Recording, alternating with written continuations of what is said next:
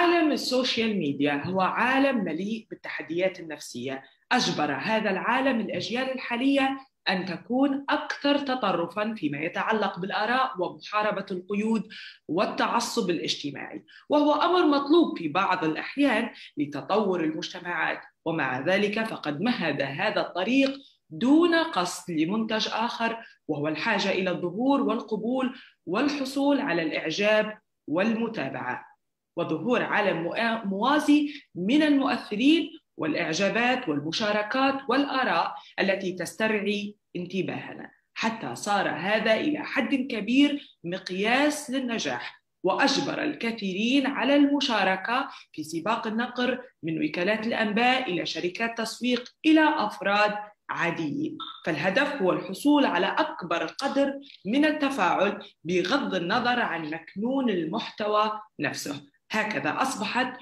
وسائل التواصل الاجتماعي منصات سلبية سهلت انتشار حملات التضليل ونشر الأخبار الكاذبة، وأصبحت هذه المشكلة من هذا المنطلق مصدر قلق عالمي أدى إلى تغيير جذري في المشهد الإعلامي والأمني، مع تزايد الحاجة إلى معالجة المعلومات المضللة بعدة طرق، لا سيما في الفضاء الرقمي. ومع ذلك يمكن للمرء أن يتساءل عن كيفية ضمان حماية الحق في حرية التعبير في هذه المعركة، مع العلم أن وسائل الإعلام المستقلة والحرة يمكن أن تلعب دورا رئيسيا في مكافحة ما أصبح يعرف اليوم بالأخبار المزيفة. في نفس السياق تحرى تستضيف اليوم السيد إسماعيل شتيوي، المرشح المحتمل للرئاسة الليبية. أهلا بك سيد إسماعيل. أهلا بك أخت نورة وبكل متابعيك الكرام. سيد إسماعيل، كيف تشوف اليوم خطاب الكراهية المنتشر في ليبيا خصوصا على منصات التواصل الاجتماعي؟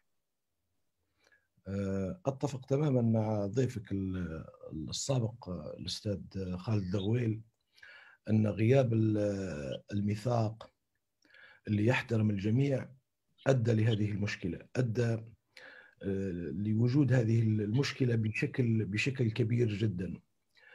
فغياب ميثاق ينظم السوشيال ميديا بالذات في الأشياء السيئة من صراع وتطاحن، سواء في مختلف الأفكار، سواء اجتماعية أو سياسية أو رياضية أو عسكرية. غياب الميثاق هو اللي ما نظمش أوجه العقاب ضد هذه المظاهر السيئة. فالكل أصبح يمرح في أي اتجاه ديني أو سياسي أو عسكري أو رياضي أو حتى فني إعلامي يعني. صحيح الخطاب الكراهي أصبح يطال الجميع، يطال جميع أوجه الحياة، سياسية اقتصادية اجتماعية رياضية، يعني عددي وما تقدريش تحصي.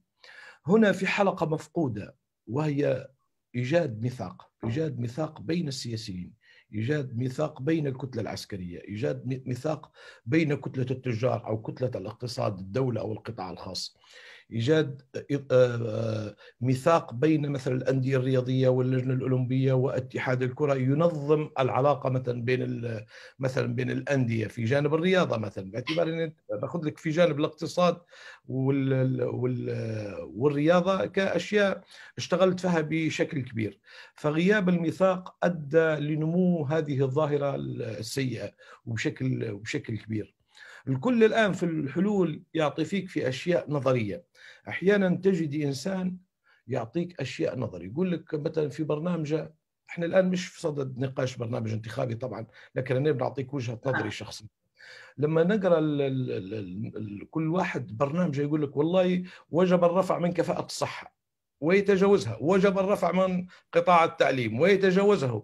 طيب كيف كيف ترفع مستوى الصحة؟ احكي لي على آليات، ما تعطينيش كلام أكاديمي على سبورة وتقول لي بنرفع مستوى التعليم. أعطيني الأدوات اللي ترفع مستوى التعليم. قول لي والله أنا قبل نوفد في 1000 طالب على سبيل المثال، نخسر عليهم في 60 مليون باوند، الآن بنرسل 500، وقيمة ال 500 طالب مثلا بنوفرها لتأهيل جامعاتنا الموجودة. هذه آلية من الآليات. فغياب الميثاق، عودة لسؤالك، في مختلف أوجه الحياة السياسية والاقتصادية والاجتماعية والدينية والرياضية أدى لهذا الشيء. تجي للجانب الديني تلقى عندنا دار إفتاء، وتلقى عندنا دار هيئة أوقاف.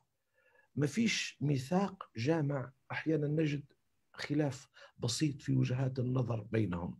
لو وجد الميثاق ما يكونش في خلاف. عسكريا نفس الشيء، شرقا وغربا ما فيش ميثاق جامع رغم وجود القوانين. لكن الميثاق للعلم أقوى من القانون بكثير، لأن القانون دائما ينبثق من الميثاق.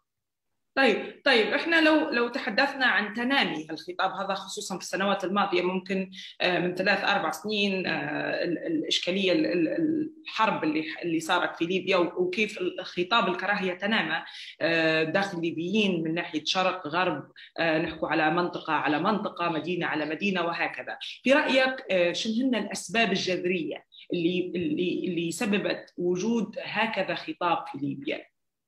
وهل تعتقد أنه هو نتاج لجهود منسقة من أطراف معينة، أو هو فعلا موجود ويتم تأجيجه يعني؟ احنا العقلية للأسف العقلية تعبت أو تناقصت. كان عندنا في أجيال سابقة كان فيه اهتمام بالطفل من سن 10 سنوات، تجديه يتجه للكشافة، للمرشدات، حتى البراعم والأشبال وغيرها كانت في معسكرات صيفية. كان فيه بناء نموذجي، حتى جزء منه مؤدلج، لكن ما يؤديش بالطفل عندما ينمو ويكبر أن يفكر في صراع أو الأشياء هذه. انعدمت الحركة هذه. تقصد منظومة تعليمية جيدة يعني؟ منظومة من البداية متكاملة بفعل مش بقول.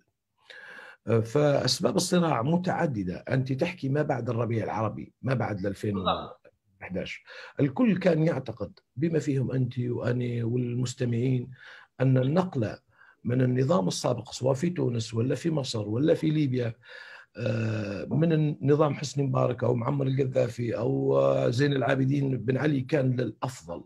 للأسف تفوق التطرف في هذه الدول، تفوق في هذا الصراع تفوق الجانب الديني المتطرف، وأدى إلى تفوق كتلة أغلب الناس مش قابلتها، لأن سلوكها مشين، سلوكها كله تحريضي على العنف، على القتل، على كذا، على أشياء سيئة ما كانتش موجودة في المجتمع. فإذا كانت أسباب الصراع مختلفة أدت إلى هذا الانهيار. أسباب علاجها مثل ما حكينا: وجود ميثاق، وجود قوانين في كل من يخص السياسي، إيجاد ميثاق بين السياسيين، الاقتصادي يختص به بين الاقتصاديين، بين أهل الحرفة نفسهم، سواء في القطاع العام أو في القطاع الخاص. ولكن التداخل السياسي تلقي أحيانا شيخ دين يتكلم لك عن السياسة، ويتكلم لك عن الاقتصاد، ويتكلم لك عن الرياضة، ويتكلم لك على كل شيء، يتكلم حتى عن المرأة في أشياء هو ما يعرفهاش نهائيا، ولكن لأنه هو شيخ معناها هو لازم يحكي عن كل شيء. وطبعا الدنيا تغيرت، احنا في ألفية ثانية، في تطور في حركة الانترنت كبير.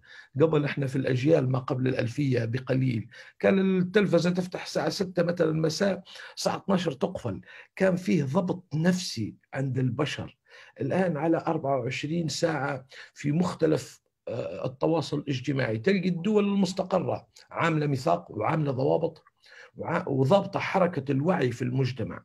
تلقي في الدول اللي ما فيهاش استقرار تتنامى حدة الصراع لأسباب ذكرناها، هو تداخل الاختصاصات، سواء من السياسيين في جانب رياضي، سواء من الرياضيين في جانب اقتصادي، وهكذا، والعكس صحيح. طيب، لكن نحن اليوم لما نتحدث عن مثلا فرض قوانين معينة، في لتنظيم هذه الامور من ناحيه خطاب كراهيه او انتشار المعلومات المضلله اللي مأثره على المشهد الليبي. في نفس السياق لو نحكوا عن فهم قيم الديمقراطيه، شن تعني حريه التعبير هنا؟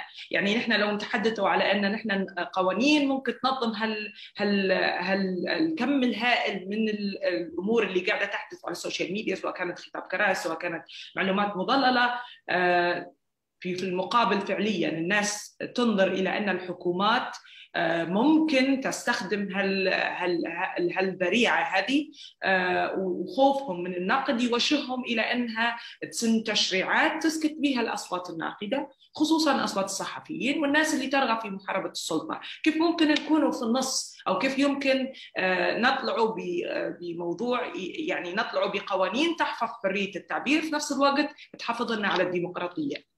هناك تعبير أحيانا بكلمة واحدة يؤدي إلى حرب، كلمة تؤدي إلى حرب، أشرس كلمة أشرس من إطلاقة رصاص. النقد البناء والمنطقي والهادف واللي يؤدي إلى إيجاد حل لمشكلة قائمة ما فيش أي إنسان عاقل في الدنيا لا يقبله. لكن أنك تؤدي بكلمات معينة تحريضية بأن مدينة تهجم عن مدينة أو فصيل مسلح يهجم عن فصيل مسلح، هذه كلمات ضارة، هذه فعلا تحتاج لميثاق وتحتاج لقوانين رادعة. لأنك أنت كلمتك عبر المنبر الإعلامي في أي قناة معينة، تكلمت الليلة ثاني يوم قامت حرب أدت لقتل أفراد، أدت لدمار ممتلكات. إذن في هذه الحالة ضارة، هذه الحالة في الدول الغير مستقرة لو ما فيش قانون رادع وما فيش ميثاق منظم للإعلام، صدقيني المشكلة حتتنامى وتتنامى بشكل كبير جدا. لكن احنا نعمل ميثاق مثلا نقول الإعلاميين راهي الخطوط اللي بتؤدي يا سادة يا إعلاميين إلى تناحر الناس فيما بعضها، إلى التحريض على القتل، إلى التحريض على الجريمة، إلى هذا خط أحمر عندنا كإعلاميين. ولكن أن ننتقد رئيس الحكومة، أن ننتقد أداءه، أن نقول له هذا شيء صح، هذا شيء خطأ، عليك أن تبدأ من هذه النقطة، عليك أن تنتهي من هذه النقطة، من وجهة نظرهم طبعا. أحيانا لرئيس الحكومة وجهة نظر أخرى، هذا كله نقد مفيد للبلد. لكن أنك تجيبي شخصية عامة مؤثرة في المجتمع وحتى غير مؤثرة وتمنحيه عبر الأقمار الصناعية وقت متاح ووقت كبير بكلمة واحدة يشعل الحرب، بكلمة واحدة أو خطاب واحد. لكن في نفس الوقت لو مثلا على سبيل المثال سنغافورة سنت قانون الحماية من الأخطاء والتلاعب على الإنترنت. القانون هذا يمنح السلطة القدرة على إغلاق الإنترنت بشكل تعسفي وحتى الحد من الوصول إلى وسائل التواصل الاجتماعي في حال أنهم سببوا أي إجراء قد يخل بالأمن القومي أو بأمن سنغافورة، وأيضا معاقبة أي شخص لمدة تصل إلى السجن 3 سنوات لو قام بانتقاد الحكومة أو كان الفعل اللي قام به ممكن يؤدي إلى هز أو خلخلة الأمن القومي. يعني نحن نحكي على إجراءات صارمة جدا. يعني في نفس الوقت أو في المقابل نحكي على ناس ممكن زي ما قلت الكلمة الواحدة ممكن أنا أعتبرها نقد. أنت كحكومة أو مش في شخصك أنت، الحكومة قد تعتبرها هذه الكلمة قد تؤدي إلى خلخلة أو هز الأمن القومي في البلاد، فيقول لك لا احنا مضطرين احنا نتعامل معاه بناء على القوانين والإجراءات الموجودة عندنا. القانون في سنغافورة مبالغ فيه جدا، يعني أحد بنوده أنك مجرد تنتقد وزير في أي سلوك فأنت تدخل السجن. احنا ما نحكوش بهذا الشكل، احنا أعطينا مرحلة نقول كل من يحرض على القتل أو حرب داخلية بين مدينة ومدينة أو تشكيل وتشكيل، يعني مثلا نقول الفجر والكرامة مثلا، هذا من هذا الطرف أو من ذاك حيسبب ضرر، حيسبب موت، حيسبب دمار للمدن، حيسبب خراب. احنا ناخذ المنطلق النقطة الشرسة اللي تؤدي إلى الوفاة، ما ناخذوش مثل قانون جزئيات من قانون سنغافورة ونطبقها. أعطينا الحد الأدنى اللي حافظ على أرواح وممتلكات البشر عشان نوصلوا أن لأحد نقاط قانون سنغافورة اللي يقول انتقادك لوزير معين يؤدي بك إلى السجن لمدة 3 سنوات. أنا لا أتفق مع هذا القانون نهائيا، بالعكس أنتقد باحترام وبين له سلبياتها وبين له إيجابياتها، وخذ مساحات واسعة لذلك. ولكن أنك أنت تطلع في منبر ديني أو منبر سياسي أو منبر رياضي، حتى في إذاعة رياضية، وتقوم بخطاب تحريضي سيء يؤدي للناس أن تقاتل لبعضها، مفروض وضع ميثاق، والميثاق هذا ينبثق عنه قانون ملزم للجميع. بهذا الشكل نضبط الصراع المتسارع اللي نحكوا عنه الآن عبر السوشيال ميديا وعبر الإعلام لكن احنا تاركين جيل. القناة هذه تلقاها تسب من الصباح لليل، غابت عنا المسلسلات، غابت عنا الأغاني، غابت عنا الأشياء الجميلة. أصبح الإذاعة من الصباح إلى ما تقفلش، هي 24 ساعة في حركة، في دوامة من التحريض والإساءة للطرف الآخر. وأنا قلت لك كلمة، أن الكلمة أشرس من الرصاصة. الكلمة أو الخطاب السيء هو اللي يؤدي لحروب لا أول لها ولا آخر يعني. طيب، لو ايضا حكينا على نقطة أخرى مؤثرة على المشهد السياسي الليبي، اللي هي انتشار المعلومات المضللة والكاذبة والزائفة بشكل كبير في ليبيا. من خلال متابعتي أنا ممكن كصحفية في هذا المجال خصيصا، فعليا يعني الموضوع مش سهل وله بسيط وله حتى على يعني مقياس صغير، مقياس كبير جدا. في وجهة نظرك ليش كل هذا الجهد مبذول من أطراف وفاعلين ودول معينة لنشر هكذا نوعية من أخبار في ليبيا؟ عدم التفكير في إيجاد قوانين رادعة جعلت من الكل يتصيد بنا، دول خارجية، دول محلية. لو مثلا دولة معينة قامت بخطاب تحريضي ضد ليبيا أو ضد أحد التشكيلات المسالمة في ليبيا، لو وجد عندنا قانون اللي يخليك أنت ترفعي دعوة دولية ضد هذه القناة تكسبها، وهذه حصلت عندنا في قنوات محلية. أحيانا يساء لفرد بشكل معين، القانون موجود، ولكن إحنا ثقافة أن نتوجه للقانون غايبة عنا. في قنوات لعلمك بدعاوي قضائية قفلت. إيش الأسباب؟ وجدت أسباب، أو الشاكي بين أسباب التشويه اللي حدث له أو التحريض اللي حدث له، القاضي حكم بالقفل بالرغم أن دافعين رسوم تلقيهم 400 و500 ألف لمدة 3 سنوات أحيانا للإشارة عبر القمر الصناعي. إحنا الدول هذه اللي تحرض كل فصيل متحالف للأسف مع دولة معينة. لو اتفقنا احنا، لما نقول لك انا عودة للميثاق، لو اتفقنا احنا بكل مكوناتنا الليبية على ميثاق ينظم حياتنا، يضبط حياتنا السياسية والاقتصادية والاجتماعية، صدقني هذه الدول حتختفي. أدائها التحريضي، أقصد أدائها التحريضي، لأنك يقول لك الليبيين أنت الآن مش قادرة تجمعي مثلا كتلة من الليبيين داخل غدامس أو داخل سرت أو مصراتة أو بنغازي، تمشي البنغازي لا والله هذا ما يقدر يمشي وهذا ما يقدر يمشي، هذا يقدر يمشي. هنا بسبب أسباب الصراع وبسبب حملات التشويه التي حدثت وحملات الافتراء اللي حدثت، سمحنا مش حتى للخارج، سمحنا حتى للداخل. أنفسنا إحنا الداخل ضبط حركتنا أصبح مقيد، سواء في الفكر أو في التنقل أو حتى في الحركة المالية. حتى في الحركة المالية أنت مقيدة الآن، عندك ابنك في طرابلس مش قادرة تحولي له مبلغ من طرابلس، من بنغازي لطرابلس، بسبب السموم اللي تم تغذيتها عبر هذه المنابر. يعني صراع عسكري أدى إلى تقاسم سلطات سياسية واقتصادية في كل الأشياء.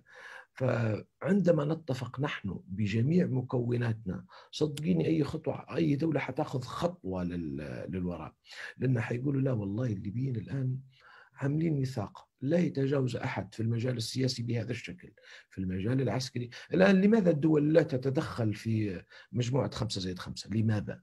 لأن 5+5 عملت ميثاق مبني على نقاط معينة، على 16 نقطة أعتقد، لم يستطع أحد أن يتدخل فيها.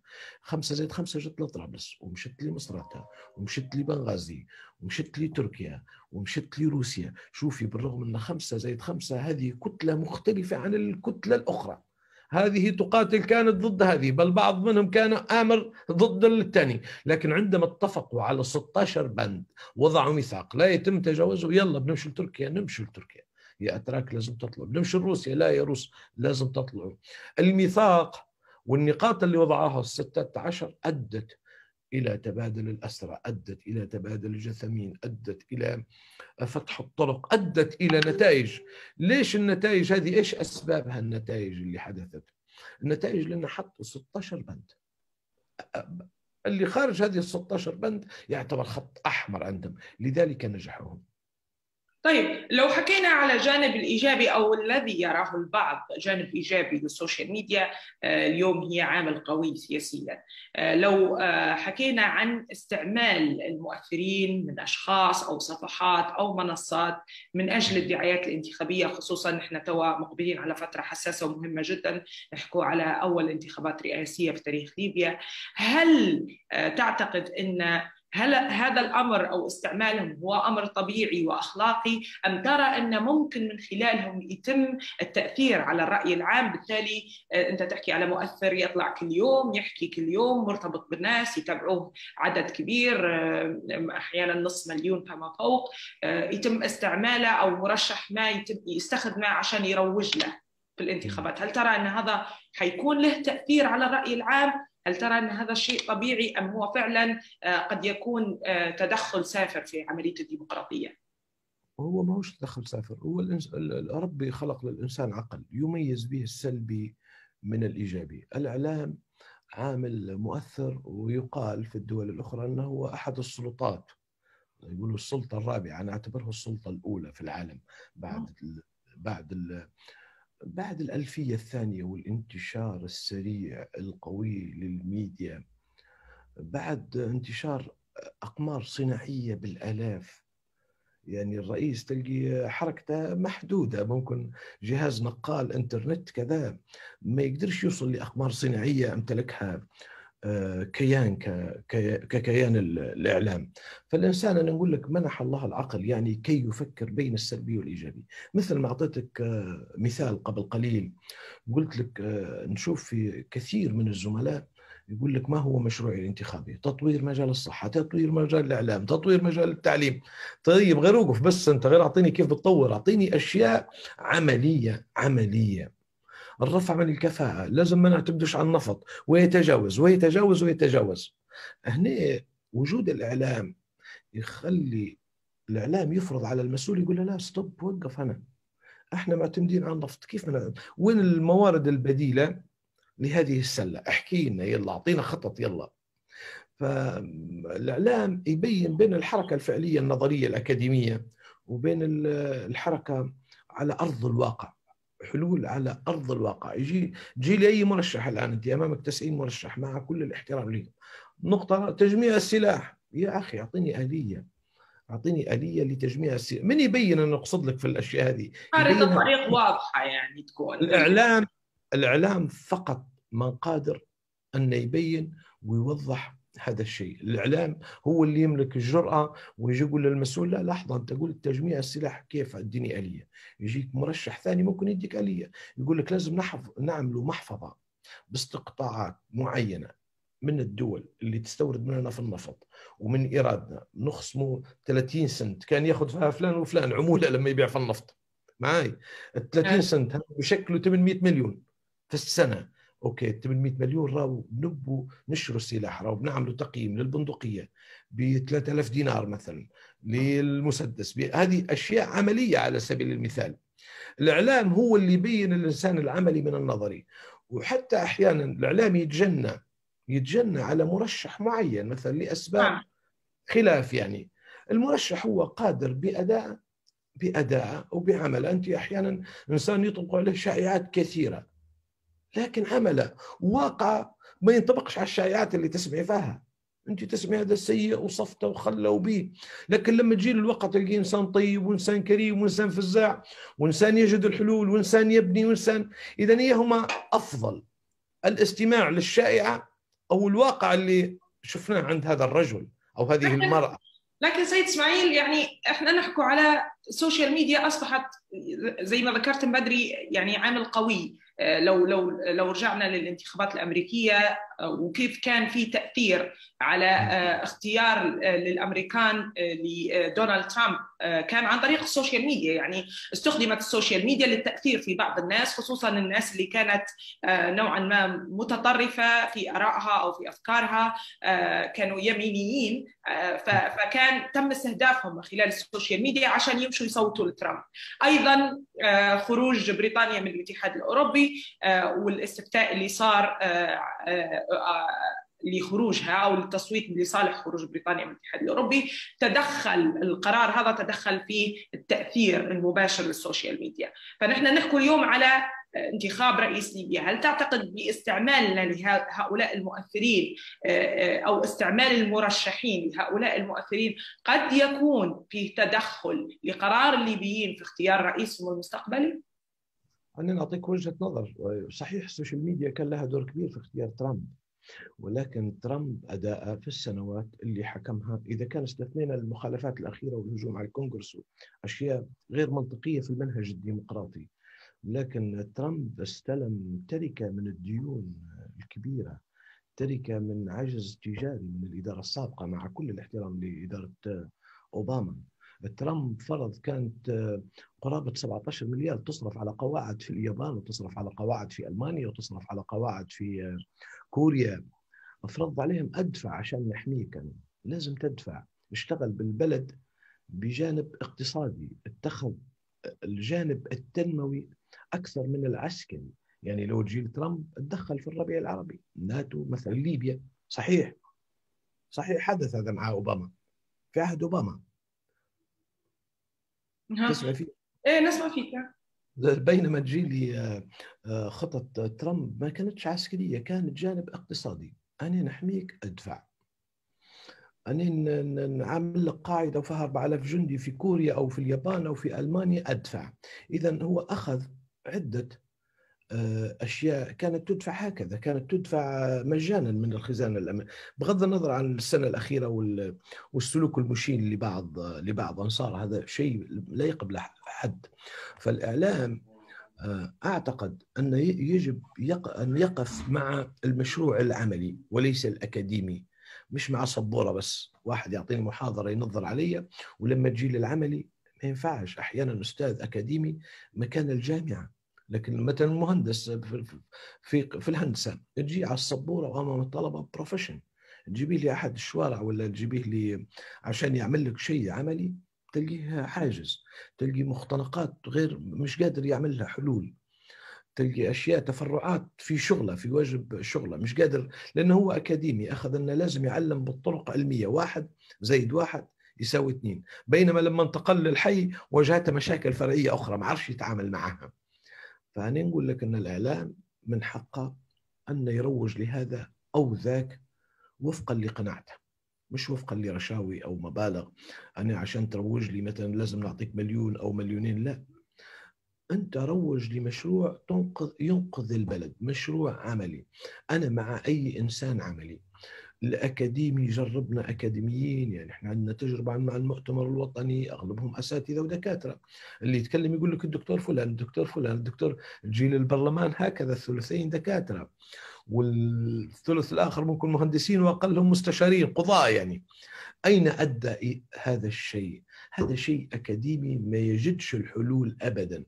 أنا يعطيني ناس عملية، ناس لما يقول لك أنا مثلا بندير بني، لازم أنت ليش تبني حاليا؟ ليش تدي في قروض 20 و40 ألف وأمامك 550 ألف شقة على مستوى ليبيا غير مكتملة؟ يعني أنت استفادوا 40 ألف من منحة الزواج، أنت لو جيت ل100 ألف شقة كملتهم بهذا المليار واديت للشباب هذا بشقة كان أفضل. أنت لو ما جيت ما خدتش من صندوق الدولة مليار ولا مليارين وجيت لي ضريبة اسمها الجهاد، تأخذ فيها جمعية الدعوة الإسلامية ويأخذ فيها الأوقاف ويأخذ فيها الإفتاء، هذه الضريبة. نقول لهم لو سمحتوا أنتم يا سيادي يا أخوتي يا الإفتاء ويا أوقاف ويا جمعية الدعوة تعطوا للخارج وكذا، راهو وضعنا مزري. هالملايين مئات الملايين لا، وقفوا هالسنتين الثلاثة لو سمحتوا. عندنا شباب وشابات راهو بنعطوها لهم عشان أهلهم للزواج ويفتحوا بيوت. لكن احنا عقليتنا هذه الخزينة، نفكر كم الميزانية 70 مليار، لازم ناخذ 70 من هذه. ما فيش إنسان فكر كيف يورد لهذه الخزينة، كيف يدخلها أموال يعني. فالعقلية أكاديمية عملية. هناك لما اللي تسمعيه في محاضرة، يعطيك محاضرة تقولي هذا الرجل بروفيشن ما شاء الله معاي ولا؟ لما تجي للواقع تلقي الواقع مختلف تماما، لأن الإنسان مش عايش الحياة العملية. طيب أستاذ إسماعيل، شكرا صراحة على وقتك اللي أعطيته لنا اليوم، وشكرا على كل الشروحات اللي قدمتها. إحنا فريق تحرر نتمنى لك التوفيق، وإن شاء الله نهارك سعيد. شكرا، هي وجهة نظر إن شاء الله تقبلها بروح طيبة، وجزاكم الله كل خير. الله يخليك، يلا مع السلامة.